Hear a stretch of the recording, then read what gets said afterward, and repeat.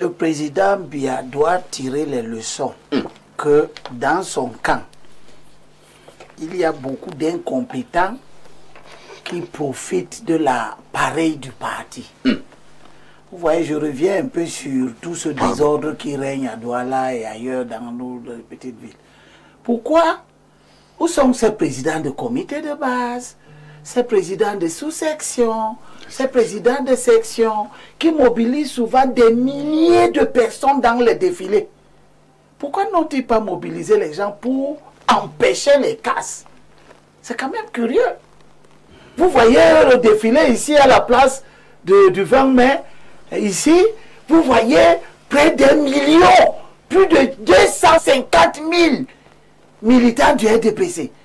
250 000 militants et les présidents de sous-section, de comités de base ne sont pas capables de dire « Ok, comme vous menacez de faire du désordre, nous allons nous déployer. » Ils ont laissé faire le désordre. Et ce n'est que quand la situation est déjà à peu près consommée. À Douala 3 à 2, on a déjà brûlé la maison de Fampou. Quand on voit finalement les jeunes du RDP sortir, le mal est déjà consommé autant pour moi. Donc il y a un problème sur la viabilité de l'encadrement de son parti.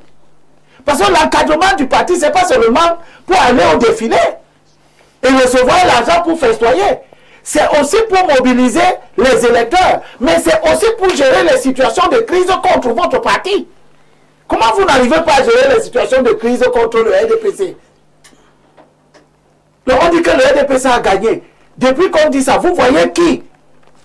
Vous voyez qui des cadres du RDPC au devant de la scène pour conjurer cette instrumentalisation de la jeunesse? Bon, moi je reviens sur autre chose. Je veux dire aux gens que, vous savez, la vérité, c'est comme les fesses. Ah bon? Oui. Ça veut Vous dire quoi? faites n'importe quoi. Comment tu peux faire pour ne pas t'asseoir avec tes fesses?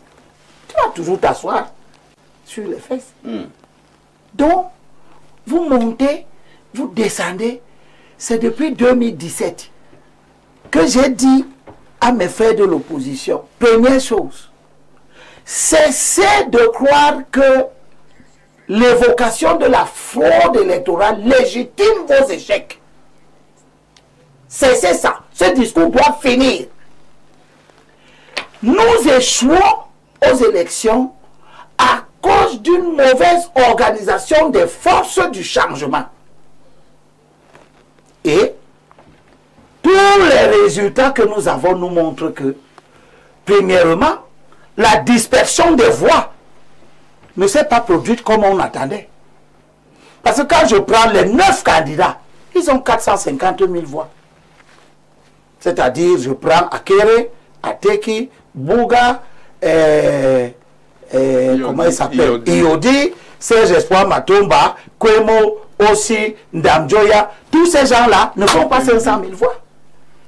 Ils ne font pas 500 000 voix. Qu'est-ce que cela veut dire? Cela veut dire que l'idée de la coalition a fonctionné dans l'esprit d'un grand nombre. Sauf que cette idée-là n'a pas mobilisé entièrement les forces du changement. Puisqu'il y avait un doute. Et le fait que cette idée ne mobilise pas entièrement montre très bien que M. Chiroma, M. Bello ont perturbé l'opposition. Ils sont responsables de la défaite. Et l'analyse que Bessal a fait de leur sortie au moment où ils sortent compromet complètement la crédibilité de l'idée selon laquelle ils se sont détachés par eux-mêmes. Pourquoi c'est enjoué? Le timing. Le timing. On fait des luttes, on mobilise. Depuis des années, M. Chiroma est dans le camp qui nous attaque. Et au dernier moment, ils sont pour venir organiser la dispersion du vote contestataire dans le Grand Nord. Et pas seulement dans le Grand Nord. Parce que les peuples du Grand Nord sont énormément présents au littoral. Il s'agit donc de capter l'électorat contestataire du Grand Nord pour que cet électorat n'aille pas ni chez Ossi, ni chez Cabral Libi, ni chez Matomba, ni chez personne. Donc, nous avons échoué, chers compatriotes. Pour chuter. Cabral Libi, nous avons perdu. Aussi, nous avons perdu. Matomba, nous avons perdu l'élection. Ndamdioya, nous avons perdu l'élection. À cause, de Issa Chiroma qui est un serviteur du régime, à cause de Bello Bouba qui sont des serviteurs du régime, dont la capitalisation, Bello Bouba a eu 112 000 voix. Ce qui est minable. Ce qui est minable, mais ce qui montre que il a voulu jouer un rôle, mais qu'il n'a pas finalement pu jouer. Mais il a joué dans les esprits à perturber l'opposition à la dernière minute. Très bien. Nous n'allons donc pas aller aux élections législatives et municipales sans tirer les conclusions. Il y a des gens qui nous ont fait échouer. Ces gens sont au cœur de l'opposition. Nous n'allons pas considérer que M. Anissé Ekane et Ndjokam Tchameni ne sont pas responsables de notre échec. Nous n'allons pas non plus considérer que le manque d'humilité des acteurs classiques qui refusent de s'asseoir seulement un seul jour pour écouter les gens qui ne sont pas candidats. Je ne suis pas candidat. Très bien.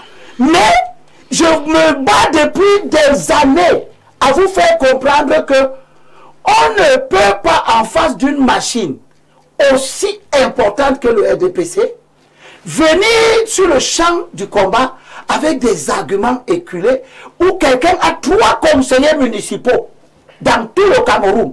Le Cameroun a 10 632 conseillers municipaux. Expliquez-moi, maintenant que vous avez échoué et que vous allez faire des réunions internes pour analyser, encore faut-il les faire. Expliquez-moi comment quelqu'un qui a 3 conseillers municipaux peut se mettre devant les gens pour dire qu'il va battre Paul Biya, qui a 11 000 élus. Merci. Comme si vous êtes tous d'accord que les élus n'impactent pas dans la mobilisation du vote. Nous sommes arrivés au terme de cette émission. Vous avez fait vos fautes. Ce n'est pas la peine d'aller suivre Issa Chiroma. Issa Chiroma a organisé, a participé à notre défaite. Et il est déjà en train, d'après ce que nous apprenons, la presse internationale dit, il est déjà en train de négocier le poste de Premier ministre. Exactement comme il a négocié par le passé des postes au dos, sur le dos des forces du changement. Il a démissionné du gouvernement et peut encore entrer dans le même gouvernement. Et avant, il n'a pas été sorti du gouvernement et on l'a ramené.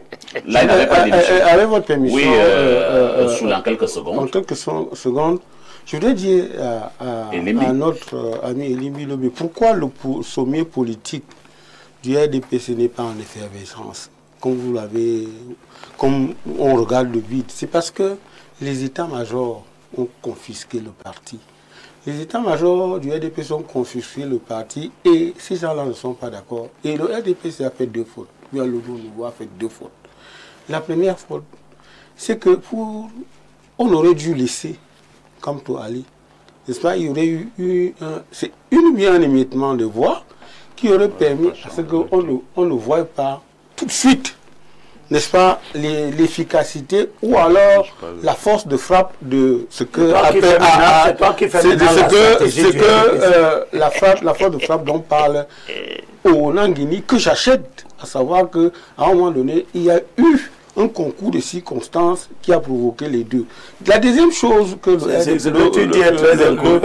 RDPC ne peut pas laisser. Le RDPC ne peut pas laisser monsieur Carto Petit au risque premièrement de manipule les lois et les règlements.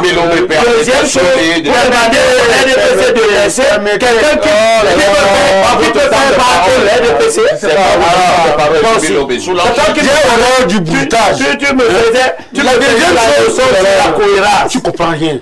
Oui, toi tu comprends que le RDPC devait laisser qui est parti faire l'investiture de la corruption. S'il vous plaît. On devait le laisser. C'est ça que si tu peux dis. me laisser chuter. Si vous On te laisse chuter que tu étais d'abord où tu es à terre. vous savez hein, votre complice du Grand Nord et, n'est-ce pas, l'Ouest, que ce soit à l'Ouest ou alors au littoral, et même dans la diaspora, parce que vous voyez que le président de la République dans la diaspora, il est constitué, n'est-ce pas, de presque ceux qui sont dans le RDP, dans le MRC. C'est pour ça que la conjugaison des deux a provoqué le score fleuve de Issa Chiroma. Mais si... Mais ça a battu. Maintenant, non, c'est pas que ça va dire. Maintenant, la dernière chose, c'est que le président aurait dû laisser les élections législatives et municipales avant la présidentielle. Ça aurait permis de changer. Ça aurait permis de changer. Parce que il aurait dû laisser